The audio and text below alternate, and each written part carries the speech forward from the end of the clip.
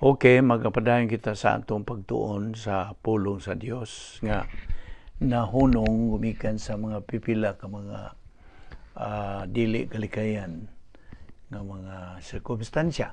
Anyway, ato manggisgutan ang bahin sa pagkamatarong sa Dios. Okay, atong ipadayon kini sa pagpaklaro nimo nga ang pagkamatarong sa Dios, God's perfect righteousness, sa iyang hustisya, aron kini magahanay sa pagkabalaan o pagkamasaligan sa Dios. Okay? Ang pagkamatarong, mao kini prinsipyo sa pagkamasaligan sa Dios. Ang hustisya mao'y buhat sa iyang pagkamasaligan. Unsa may ipatuman sa pagkamatarong sa Dios, ang hustisya sa Dios motuman niini. Ang pagkamatarong o hustisya nag-uban sa ilang buluhaton aron sa pagpugong o bisag unsang kompromiso sa iyang kinaiya. Levitico 11:44-45, Exodo 15:11, 19:10-16, Deuteronomio 32:4, Isaiah 6:3, 1 Juan 2:29. Ang karon, I hope nga naklaro-klaro na nimo may tungod itong pagkamatarong sa Dios. Adto kita sa sunod nga kinaiya sa Dios nga maong hustisya.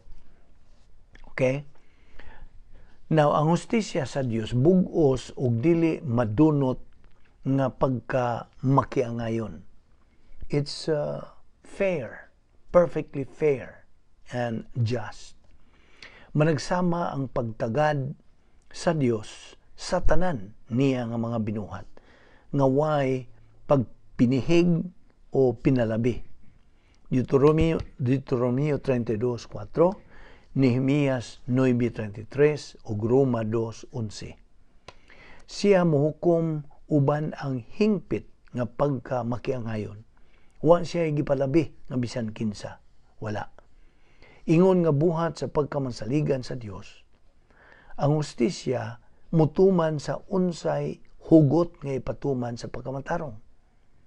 Levitico 19:2, Deuteronomio 32:4, Segundo Crónicas 19:7, Job 37:23, Salmo 19:9b, Salmo 56, Isaías 2:2, Isaías 45:12, Jeremías 57, Juan 17:11, Roma 3:26, mga Hebrehanon 11:30-31, mga Hebrehanon 22:33, pinadayag 3:7, pinadayag 4:8, pinadayag 6:10. Unsa may isalikway o hukman sa pagkamatarong sa Dios. Ang atong kinayang magasasala og personal bang nga sala, ang iyang hustisya mohukom. Roma 5:12. Unsa may dawaton sa pagkamatarong sa Dios, ang iyang kaugalingong pagkamatarong diha sa magtutuo, si 1 Corinto 1:30, panalanginan kini sa hustisya sa Dios. Ang hustisya sa Dios mao ang tinubdan sa paghukom ingon man sa pagpanalangin. Aron sa pagpasiguli sa makasasala nga tawo ngadto kaniya ngadto sa Dios, apan matagbaw ang iyang pagkamatarong, ang hustisya sa Dios nga Amahan miisip sa atong mga sala ngadto siyang anak ug mihukom kaniya isip atong puli. Juan 3:16, Roma 3:24-26. Gitudlo usab niya ang anak nga matarong nga maghukom. Segundo Timoteo 4:8, nga nagahatag kaniya sa katungod sa paghukom. Juan 5:27. Isip pagpadayag sa iyang pagkamakiangayon, ang Espiritu Santo nagasangkap og grasya nga kumon. Ang iyang buhat nga pailhon. Iyang pailhon ang mga tao sa kalibutan may tungod sa ilang sala og sa pagkamatarong og sa silot. Juan 16, 7 ngadto sa 11. Now, ang sunod nga kinaiya, adto ta sa kinaiya sa Dios nga hingpit nga gugma, perfect love. Okay, ang Dios dayo na eternal, dili mo sab og hingpit nga gugma. 1 Juan 4:8b, 1 Juan 16. Ang iyang gugma inubanan sa pagmatarong o hustisya, mao ang hinungdan sa tanan niyang buhat. Ang gugma o pagkamasaligan sa Dios nahiusa nga wa na pagkabulag, wa na dinan sila ma-separated, duha sila ka kilid sa samarang pilak. Ang pagkamatarong o hustisya mao ang kuta sa gugma sa Dios, ang patukuranan sa iyang gingharian, Salmo 89:14a. Ang pagkamasaligan mao'y kaligunan, luyo sa iyang gugma. Matud pa sa Salmo 33:4-5a, matuod ang mga pulong sa Ginoo, ug kasaligan ang tanan niyang mga buhat. Gihigugma sa Ginoo ang katarong o hustisya, ug gipuno niya ang kalibutan sa gugma niyang walay paglubad.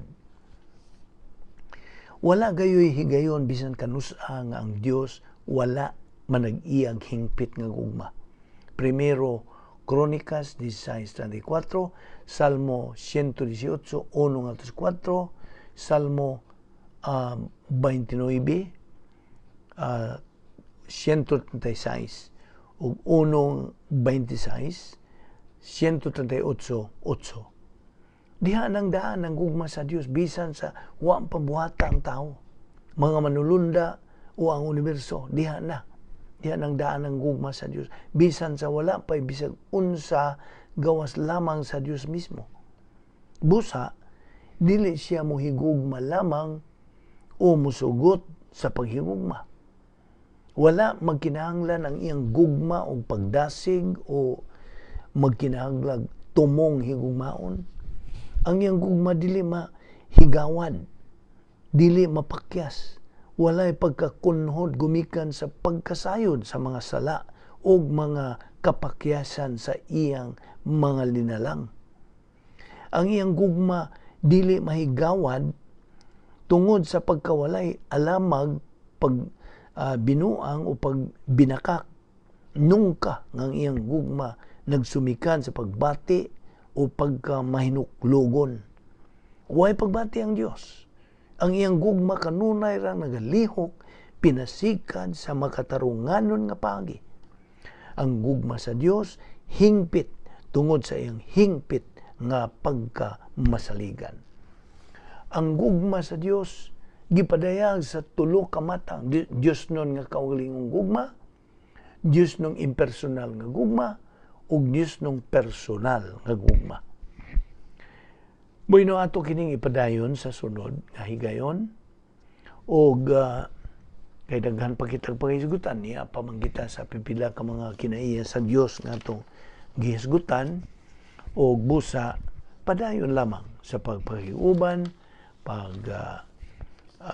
tuon, pagkat-on ining atong mga hilisgutan bahin sa Dios, espesyalmente bahin kini sa magbubuhat natong tanan. So karon mag-ampo kita. The scripture declares, God in this manner loved the world, that he gave his only born Son, only begotten Son, that anyone believing in him may not perish, but have everlasting life. For God sent not his Son into the world to condemn the world, but that the world through him might be saved. He that believeth on him is not condemned, but he that believeth not is condemned already, because he hath not believed in the name of the only begotten Son of God.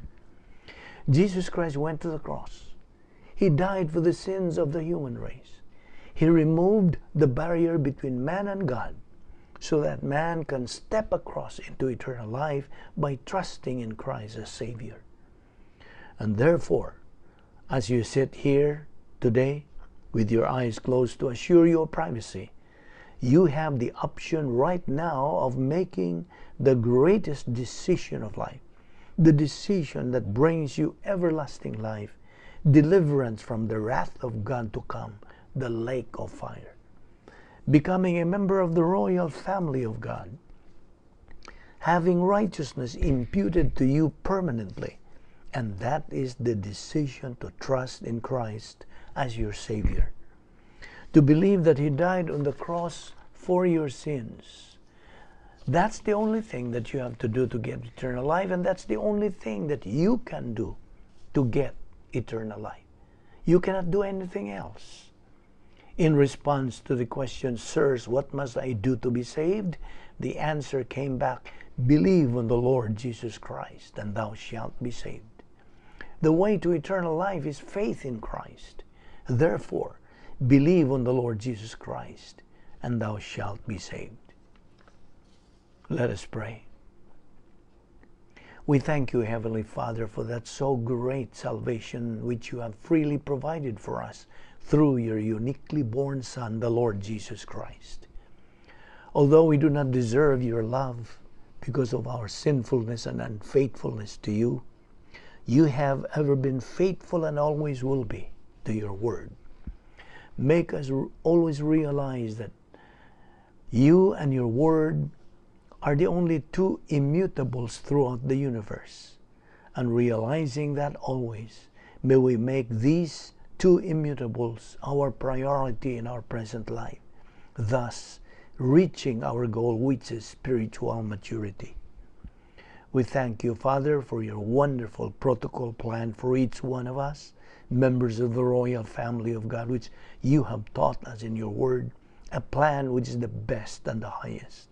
We thank you for the fellowship which you have shown, the true doctrinal concept of Christian fellowship, which has developed within us as a result of doctrine resident in the soul. All these we ask in the name of our wonderful Lord Jesus Christ, our only Savior. Amen.